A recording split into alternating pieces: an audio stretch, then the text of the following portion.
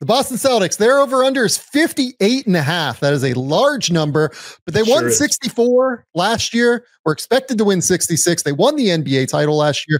They had by far the best offense in NBA history last season at 123.2.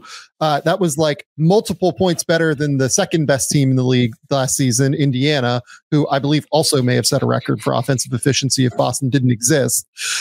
Third in defensive rating, 29th in strength of schedule last season. The big thing to note here with Boston is A, how seriously do they take the regular season? B, we have Kristaps in the starting lineup in this projection here, right? But Kristaps is going to miss a real portion of the season to start the season, which means we're going to get a lot of Al Horford starting. We're going to get a lot of Xavier Tillman, Luke Kornet, Nimi Keita minutes at the center position. I also really wonder, given the minute totals, and I've talked about this in the show over the summer, given the minute totals that Jason Tatum, Jaylen Brown have played over the last 3 years. Jason Tatum is at like 10,500 minutes over the last 3 years. Given that Jason Tatum, Drew Holiday, Derek White played at the Olympics, I wonder if this team comes out of the gates just like a little bit slower, if only just to like get these guys some rest and like not have them worn out by the time the playoffs come, because these Olympic years, they end up being like really funky from a rest and, being able to recover perspective. Yeah. I mean, we saw it with the Bucks after that, their title, like it kind of came out like that, but even so,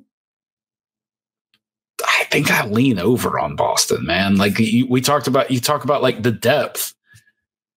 They could sit Jaylen Brown and win a basketball game against almost anybody. They could sit Tatum and win a basketball game against almost anybody. Al Horford's still good. Xavier Tillman's a very serviceable. Xavier Tillman, Luke Kornet is a very serviceable third and fourth big man, rotation. Like, dude, they can give guys nights off. They're built to do that in the regular season. They are a team that is more than capable. Like, I mean, you're showing it right now. Like you're showing Sam Hauser getting minutes in the finals. Like he's that good that you can roll him out there. Like if you need to give Jaylen a night off, like it's not like you're throwing in a guy who's completely incapable. Like they've Sam Hauser can go get you 18 in a night. He absolutely can't. Peyton Pritchard can come in if you're going to say, hey, Derek, you're going to take a night off. Like Peyton Pritchard come in and give you a spell. Like they're just that good. And I think they've got a decent enough chip on their shoulder coming out of this summer from everything that happened. Yeah. From Tatum not getting played in the Olympics, to Brown not being picked on the Olympic team, to some people have criticized the path they got in the playoffs and whether they had to face enough really good teams.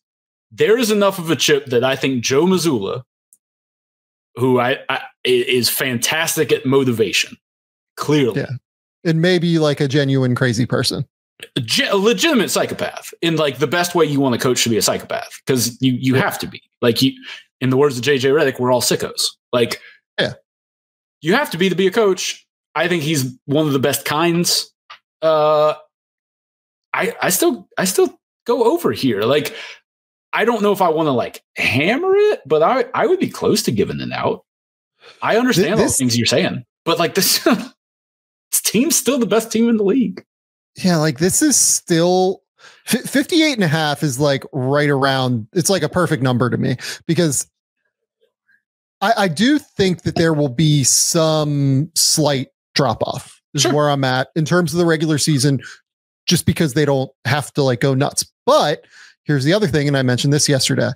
If I'm Boston and I see New York, who I know is going to play as hard as possible in the regular season, I do not want to have to go to New York if I'm playing them in the playoffs. Like, I don't want them to have home court. Yep. New York, or to be honest, Milwaukee or Philly. Like Milwaukee has been a buzzsaw at home for a long time. Yeah. And honestly, like I think that Milwaukee and Philly, like matchup wise, I'm okay against them. Sure. But to me, New York is the team where like, okay, they have the wings that can match up with us in Mikal Bridges and OG Anunoby. And they have Jaylen Brown, who obviously we feel like we have the defensive guards who can match up well with him. And like, I feel like that is a matchup that if I was the Celtics, I would feel like I am favored in for sure. But they are the matchup where like it's, okay, you guys might cause us the most problems, at least, right? In that New York situation, given how energized that fan base is right now, given that it's Madison Square Garden and they've been begging, if they're in the Western or if they're in the Eastern Conference Finals against Boston, madhouse. That is going to be an absolute madhouse. Like, I don't want that.